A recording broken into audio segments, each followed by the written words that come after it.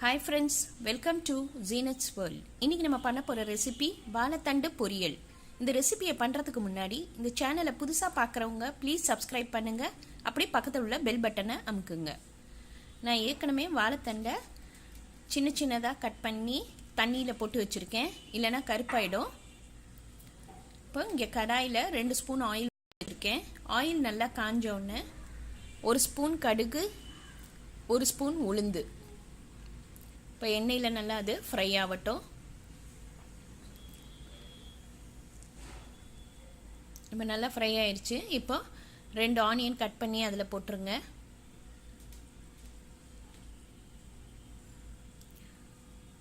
Salt தேவையான அளவு போட்டுக்கோங்க. இப்போ அதை ரெண்டையும் நல்லா வதக்கிடலாம். இப்போ அதில் நம்ம கருவேப்பிலை ஒரு கொத்து கொஞ்சம் போட்டுருங்க. காஞ்ச மிளகாய் 2 கிள்ளி போட்டுடலாம். இப்போ இதை நல்லா வதக்கிட்டு தண்ணி இல்லாமல் இந்த வாழைத்தண்டை நம்ம இதில் போட்டுடலாம். கட் பண்ணது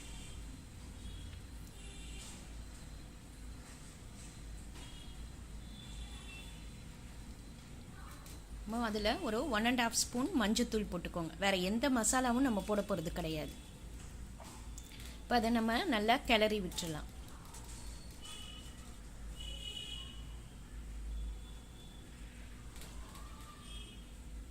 இதில் நம்ம ஒரு 1/2 கிளாஸ் வாட்டர் ஊற்றிட்டு மூடி வச்சு ஒரு 5 மினிட்ஸ் நல்லா வேக விட்டுடலாம். சீக்கிரமாகவே இது வெந்துடும். இப்போ இது வேகிறதுக்குள்ள நம்ம 2 தேங்காய் பத்தையை சின்ன சின்னதாக கட் பண்ணி மிக்சியில் ஒரு சுற்றிடலாம். இந்த வாழைத்தண்டு பொரியலுக்கு நம்ம தேங்காய் துருவி போட்டோன்னா சூப்பராக இருக்கும், நல்ல டேஸ்ட்டாக இருக்கும். வாழைத்தண்டும் நல்லா வெந்துருச்சு. இப்போ நம்ம துருவின தேங்காவை போட்டுருவோம்.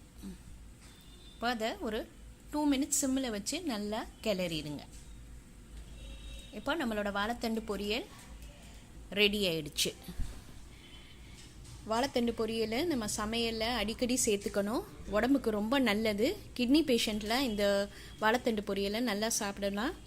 அதே வாழைத்தண்டை கூட நம்ம வாரத்துக்கு ஒரு வாட்டி ஜூஸ் போட்டு குடித்தோன்னாலும் கிட்னியில் அந்த கல் இருந்துச்சுன்னா கரைஞ்சிடும். இது இன்றைக்கி ட்ரை பண்ணி பாருங்கள். இந்த ரெசிப்பியை ரொம்ப ஈஸியான ரெசிபி. ட்ரை பண்ணிவிட்டு லைக் பண்ணுங்கள், ஷேர் பண்ணுங்கள், ப்ளீஸ் சப்ஸ்கிரைப் பண்ணுங்கள், உங்கள் கமெண்ட் எனக்கு அனுப்புங்க. தேங்க்யூ.